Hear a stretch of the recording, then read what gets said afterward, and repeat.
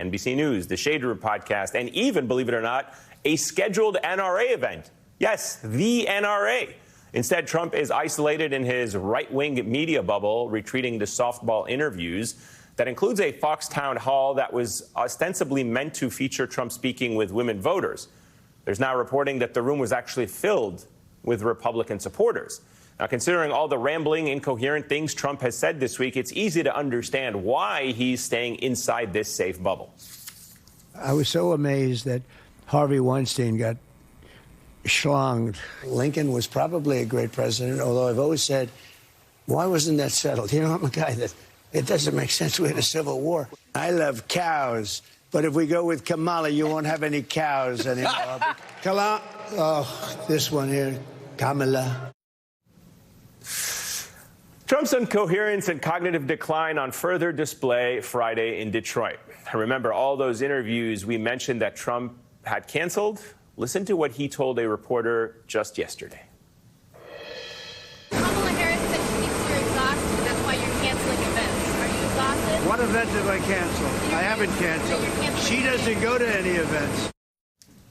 She doesn't go to any events. Today alone, we saw the vice president in Michigan doing a rally with Lizzo in Detroit. Tonight, she's in Atlanta with Usher. Not to mention, Harris has continued her media blitz since going into unfriendly territory this week with Fox's Bret Baier. And Harris is reportedly considering going on Joe Rogan's podcast, who has been a harsh critic of hers. So to be blunt here, Donald Trump has lost the plot and is a shadow of the candidate he was 4 years ago. With just 17 days until the election, the man who once prided himself as full of energy is now clearly hiding in his basement.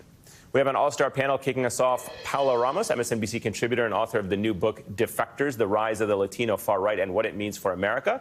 Hayes Brown, MSNBC Daily writer and editor. And Tim O'Brien, MSNBC political analyst, Bloomberg Opinion senior executive editor, and author of Trump Nation, The Art of Being the Donald. So, we'll start with everyone around the table. Has this guy lost the plot? I mean, is he absolutely bonkers right now? So I think I may disappoint you. I think that on the surface, yes, right on the surface, we're seeing someone that is unhinged, tired, that is hiding. But I think that's precisely the danger of Donald Trump, right? Because the biggest weapon that he has isn't his appearance. It's what we don't see. It's the danger of the ideology. And perhaps they're entering a stage in the campaign where they get to take a step back, cross their arms, and see the Trump machine doing what it does really well through that fear. They've already been doing this groundwork since 2016, right? They already know that the majority of Republicans don't believe that Biden is a president. They already know that they have fundamentally shifted this country to the right on immigration. They already have scared people to the point that they literally believe that there's an invasion of the southern border. So now the machine does what it does. And you don't really need Donald Trump to do that. That's the ideology doing the work. Okay. Hayes. Sorry. No, that's exactly. I mean, I completely. I think that's the very kind of smart intellectual answer, and I think you're right about all the points that you raised, which is he is this threat. He has this machine behind him that he has created, and in that bubble in which that machine is operating, has he now become irrelevant, and has he become, because of the fatigue and the exhaustion, this kind of ridiculed caricature? Yes, in a way, and it's really bad for him considering the fact that he's the one who, when Lara Trump took over the RNC, was like, scrap the ground game. We don't need that. We don't need to worry about getting the vote. I'm the best person out there to get our supporters out to the polls, to get them riled up and ready to go. He's canceling events. He's rambling on the stump. He's got people who are in the audience who are there to support him feeling like, oh, what on earth is he talking about? Now, I have ADHD, so my brain, it's easy to jump from topic to topic. And I've been watching Trump a long time. I know the cast of characters and the beats he has. Yeah. Even then, a lot of the time I can get lost. And I think what's less important than him going off on tangents is how often these days he's looping back around to his original point. That is something we're seeing less and less of. So what do you make of it, Tim? I mean, joking aside here, because at the end of the day, in order for his threat to be as serious as it should be, he needs to win. And he can't win if he looks like a buffoon or a bumbling idiot. I mean, well, unfortunately, he could win. He could win, being a buffoon and a bumbling idiot. Yeah. I mean, that is part of what I think Paula put her finger on. That the danger in all of this is that the bumbling and the idiocy and the irrationality are okay with, at least half of the Republican base, more or less, and that this election might just turn on this, block of moderate and independent voters who have had enough with that. Clearly, Democrats have.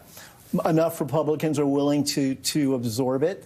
And so it's going to come down on November 5th to people deciding whether or not they want someone who is utterly unhinged with his finger on the nuclear button. But I think the other thing that's really important, what Paula said, is that to a certain extent, Trump has always been this way. He is ignorant. He's a racist. He's irrational. He's a flamethrower. He goes at people emotionally, not intellectually. And he's been that way his whole life. I think what we've seen since 2020 is he is degrading. His speech is slurring. His mind is slower. He is tired at the end of the day. He loses the plot. He loses the narrative. He loses his train of thought. And he's dangerous. And he's not fit to occupy the Oval Office. So you bring up a really good time for me to play this out, and I'll get your reaction to it. Take a listen. Should Google be broken up? I just haven't gotten over something the Justice Department did yesterday, where Virginia cleaned up its voter rolls and got rid of thousands and thousands of bad votes, and the Justice Department sued them that they should be allowed to put those bad votes and illegal votes back in and let the people vote. So I haven't gotten over that. A lot of people have seen that. They can't even believe it. The question is about Google, President Trump. Again, the question was about should Google be broken up, and he goes off on a tangent. And it's, again, this indication of the mental decline that he is going through. But it seems I don't even know if his supporters see those clips, right? Like it just does not enter into their siloed stream of information, so they probably won't see it. Right, but that's the clip that the Harris campaign wants everyone to see. And that's where you see the campaign really transforming their message. Right. It used to be about casting Donald Trump as a threat because of his authoritarian tendencies, and that message was a little bit more abstract, a little bit less palpable, and now the message is very clear. Literally, this man can't even answer a question, and that is something that I think a lot of Americans can really relate to. To Barack Obama's point, it's a version of Trump that is, what did he say, a crazier, loonier, older version of Trump, and people can relate to that. So that's exactly the clip that they're really relying on. So, but even in those moments, Tim, he still is revealing the authoritarian tendencies when he's calling people enemy within, when he's saying that these immigrants are poisoning our blood, when he's saying, what should happen with the generals. I mean, these are the things that ultimately break through to his base. It's not this stuff. But that is a bonkers political strategy. Right. And he's not, anytime there's the word strategies in the same sentence as Donald Trump, it's a mistake. But he doesn't need to do anything more for his base. His base is with him regardless of what he's going to do. He needs, I think, to convince, again, this middle swath that he's a rational actor, and he's not. And every time he's had an opportunity to do it, whether he was debating Kamala Harris or talking to John Micklethwait on a stage in Chicago, where the script should be about being rational, being in command of the facts, he doesn't do it. In part because he's not capable of doing it, but also because he doesn't want to, and it's driving his own campaign managers bonkers. And this is what you're going to see now up until November 5th. He is baked into saying, I am going to be about being an authoritarian. I'm going to be about abusing the law. I'm going to be about undermining American institutions and civility. And I'm going to take that to November 5th. And that's what's going to get tested. Let me get your thoughts really quickly about Kamala Harris's approach. She's doing the opposite. She's going into enemy territory. She's going on Fox, handling herself exceptionally well. She's going on to other types of podcasts, maybe even Joe Rogan, doing completely different strategy.